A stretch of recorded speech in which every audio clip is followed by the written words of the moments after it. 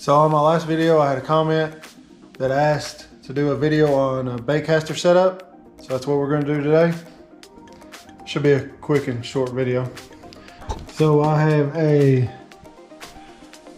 Shimano 151 XG SLX DC, and it's a, let me see if I can find the gear ratio. I think it's a 8 to 1, 8 to 2. 8 to 2. I don't know if it'll focus in on it or not. Anyway, 8 to 2 gear ratio. So once you get into the gear ratios and getting in that deep, then you start thinking about what bait you're gonna be throwing and all that. So the lower gear ratio, obviously the slower you're gonna reel it in, the more revolutions it's gonna take. So I go with the fastest speed I can get most of the time on these. If I'm throwing, like I've got a swim bait I'm gonna be putting on here, then if I need to slow down my reeling, I can just slow it down instead of having to pump like crazy to get it to go the speed I want. A lower gear ratio would be good for like crankbaits, something like that, so that way it can have time to get deep. But a good common gear ratio is like 7 to 1 or 7 to 2, 7 to 3, something like that. It's pretty much a common good starter gear ratio. If you're gonna start with a baitcaster, get a 7 to something gear ratio and you guys will be good. They make these, you have to special order like left-handed or right-handed. A spinning reel, you can just unscrew the reel, the handle, and put it on either side. But anyway, let's get into it.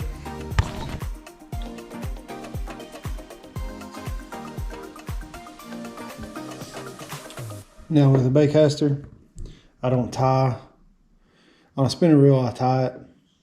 I'll loop it, but this, I don't. A lot of people will put backing on here so that way you don't have to use so much line. I've done that with all my other poles, but this one I use the most. So I'm gonna go straight fluorocarbon, 17-pound line. Really, I think you can go from like 10 to 17. I don't see no reason to go more than 17. Not around here. Always keep pressure. Like hold the line with your fingers. So that way you put the line on the spool pretty tight. Alright, I like to put about that much line on there. I don't know if you can see that. I don't go all the way up past the blue. Tie your bait on. Whatever bait you put on, you're gonna have to set your baitcaster up every time you change your bait because everything weighs a little bit different.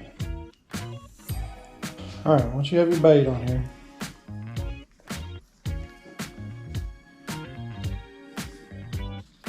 probably should use a different one. So with this reel, I've got a 1, 2, 3, and 4 setting for your brake. I put it on 3, and then over here is your tension knob, and you're gonna reel this bait up. You're gonna slowly drop it down. Let me back up here. Let me see if I can get this on camera. You're gonna slowly drop that bait down until it looks about like, well, it could be a little looser than that, but I'm gonna try to get it up higher. About like that. You want it to barely start falling. You don't want it to fall fast, so you will tighten up this tension knob until it's slowly going down. And once you have that, just be consistent with your throws.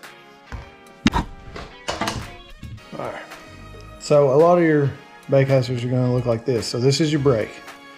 All right, and what I always suggest, if you're not familiar with a baitcaster, is set this, it's got a 0 to 10 or a min to max. Always go to 10 or to max. And that's your brake. And you're gonna cast it out after you do your tension knob, which is, again, right there. Let me put it down.